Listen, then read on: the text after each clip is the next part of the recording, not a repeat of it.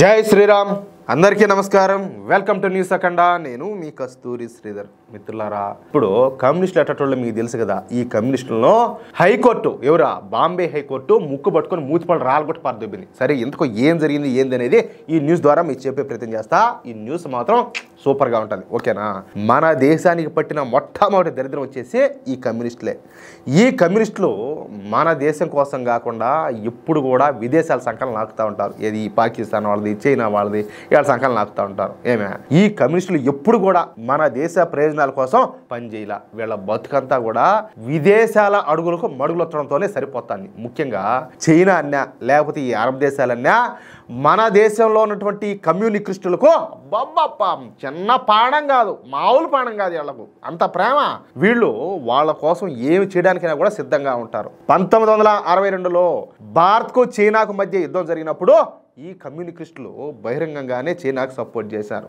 అంత దరిద్రులు ఈ కమ్మిగాళ్ళు అనమాట. అందుకే వీళ్ళను కమ్యూనిస్టులు అనేది అర్థమవుతుందా. ఇక ఈ కమ్యూనిస్టులు మన దేశంలో విప్లవం, ఉద్యమం, అభ్యుదయవాదం వీళ్ళ పెండాకూడంట కూసే గాడిద పోయి మేసే గాడిదని జడగొట్టినట్టు ఏమే పని చేసుకునే వాళ్ళని రెచ్చగొడతా ఉంటారు. అడుగు తినేవాడి దగ్గర నుంచి అంబానీల వరకు అందరి దగ్గర కూడా చందాలు అడుగు తింటా ఉంటారు. ఆ విధంగా అడుగు తిన్నటువంటి డబ్బుతోనే వివిధ రకాల ఈ మీడియా సంస్థలు నడుపుతా ప్రజల్లో విద్వేషాలను నూరిపోస్తూ ఉంటారు. సరే, చిన్న ఎగ్జాంపుల్ చెప్తా. ఈ కమ్యూనిస్టులకు మన దేశంలో 2 పత్రికలు, ఒక టీవీ ఛానల్ ఉండాలి ప్రధానంగా. సరే, అవేంటి అనేది పక్కన పెడదాం. వాటిని ఎవరు కూడా దేకరం, పట్టించుకోరు. కానీ కొన్ని దశాబ్దాల నుంచి ఈ కమ్యూనిస్టులు వీటిని అయితే నడుపుతారు. అందుకు కారణం ఎట్టొచ్చు డబ్బులు చందాలన్నమాట.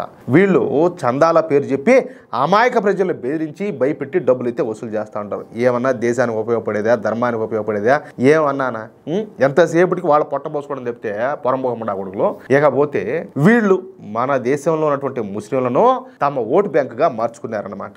ఇక ముస్లింలను సంతృప్తి పరచడానికి మన దేశ ప్రయోజనాలను కూడా ఈ కమ్యూనిస్టులు తాకట్టు పెడతారు.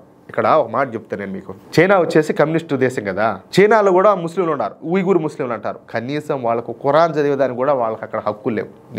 నీకు పోయి నీకు ప్రార్థనలు చేసుకోవడానికి కూడా లేదు, ఏం లే. నీకు ముస్లింలు అంటే అంత చిన్న చూపు అన్నమాట. అంటే ముస్లింలు కనీసం మనుషులుగా కూడా చూడరా. అలాంటిది ఏడేమో వీళ్ళకి బ్రహ్మరథం పడతా ఉంటారు. అవసరం ఆడ చూడబోతేనేమో వాళ్ళ మనుషులుగా కూడా చూడరు. అదియా వాళ్ళ ఒరిజినాలిటీనో తెలుసుకోవాలి జనాలు. ఒరే స్వామి, ఎక్కడైతే ఈ కమ్యూనిస్టులు ఎక్కడైతే ఉన్నారో, కమ్యూనిస్టుల దేశం ఏదైతే ఉండదో చైనాలో, ఆడ ముస్లింల పరిస్థితి ఏంది, వీళ్ళు ఎందుకు మనకి ఇంతగా కాదు ఈ సోపేచ్చారేడా అని చెప్పి వీళ్ళు అర్థం చేసుకోవాలా. అర్థం చేసుకోకపోతే ఎట్టా?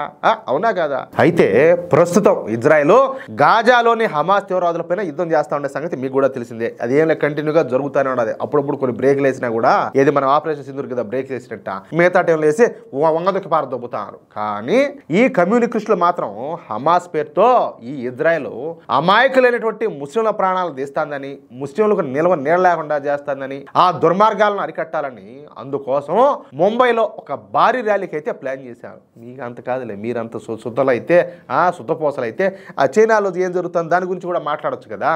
దాని గురించి కూడా ఒక ర్యాలీనో ధర్నానో ఏదో ఒకటి ప్లాన్ చేయొచ్చు కదా. ఒరే చైనాలో ఉయ్గురు ముస్లింలు అసలు మనుషులుగా కూడా చూడడం లేదు, వాళ్ళు కొడతారు, తిడతారు, అరెస్ట్ చేస్తారు, చంపుతారు, బొస్సు ఎత్తితానని చెప్పేసి దాని గురించి కూడా మాట్లాడచ్చు కదా. దాని గురించి మాట్లాడరు. యాడనో పాలస్తీనాలో జరుగుతుందంట, గాజాలో జరుగుతుందంట, ఇజ్రాయెల్ వాళ్ళని ఏదో చేసేస్తుందంట, వాళ్ళకేమో హక్కులు లేవంట, దానికోసం వీళ్ళు ర్యాలీలు చేస్తారంట. సిగ్గుండబడలేదంటే ఒకరివన్నా కూడా. అది కూడా ముంబైలోని ప్రసిద్ధి చెందినటువంటి ఆజాదీ మైదాన్లో.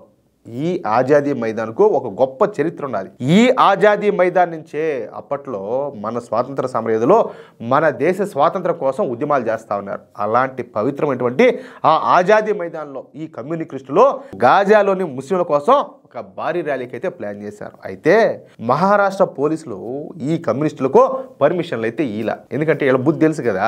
దీంతో ఈ కమ్యూనిస్టులు ఏం చేశారంటే, మాకు ఆజాదీ మైదాన్లో ర్యాలీ చేయడానికి పర్మిషన్ కావాలని చెప్పేసి ఈ బాంబే హైకోర్టు వినారియా. ఇక ఈ కేసును స్వీకరించినటువంటి ఈ ముంబై హైకోర్టు జడ్జిలైనటువంటి జస్టిస్ రవీంద్ర గాగే, అదేవిధంగా జస్టిస్ గౌతమ్ అకందులు ఒక అద్భుతమైనటువంటి ఒక సంచలనాత్మక తీర్పునైతే ఇచ్చారు. వాళ్ళు మాట్లాడతా, మేము ఆజాదీ మైదాన్లో మీరు చేసేటటువంటి ర్యాలీకు మేమైతే పర్మిషన్ ఇవ్వలేం. మీరేమైనా దేశ ప్రజల కోసమో లేకపోతే దేశం కోసమో లేకపోతే దేశంలో ఉండేటటువంటి ఇబ్బందుల కోసమో ఈ ర్యాలీలు ఏమైనా చేస్తారా? లేదు కదా.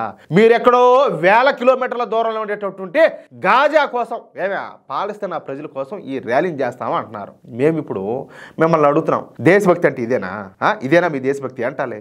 ఈ దేశంలో అనేక సమస్యలు ఉంటే మీరు పోయి గాజా పౌరుల కోసం ఎందుకు ర్యాలీలు చేస్తున్నారు? అసలు మీ ఉద్దేశం ఏంది?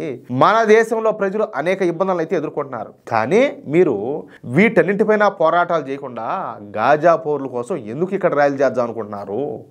మీరుండేది భారతదేశంలో, పైగా మన దేశానికి గాజాతో పెద్దగా సంబంధాలు కూడా ఏం లేవు, అంతే కదా. పాలస్తీనాతో మనకేం సంబంధాలు ఉన్నాయి? బొచ్చ.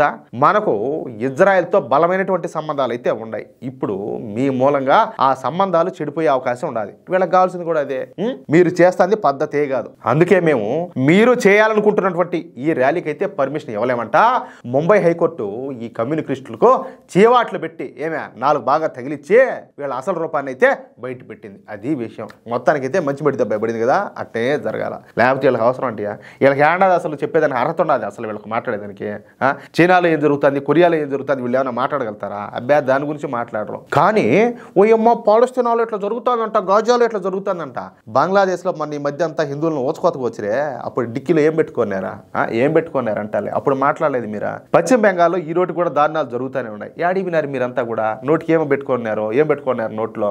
అప్పుడే కూడా ఏం మాట్లాడరే? ఎందుకు మాట్లాడరు? మీరు నిజంగా న్యాయం వైపు నిలబడేట్టుగా అంటే ప్రజల కోసం ప్రజల పక్షాన పోరాడేవాళ్ళు అయితే వీటన్నిటి మీద స్పందించాలి కదా. వాటి మీద ఎందుకు మీరు స్పందించాలా? మీకు గాజాలో ఉండేవాళ్ళే జనాలా? ఓళ్ళే ప్రజలా? ఓళ్ళే మనుషులా? మిగతా వాళ్ళు మనుషులు కదా. ఏం మనుషులు, ఏం పార్టీలు రా నాయన. మిత్రులారా, ఈ న్యూస్ కనుక మీకు నచ్చినట్లయితే ఖచ్చితంగా ఈ న్యూస్ నలుగురికి షేర్ చేయండి.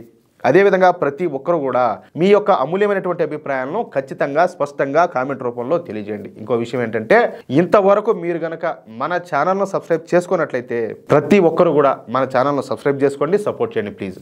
జై శ్రీరామ్, జై హింద్.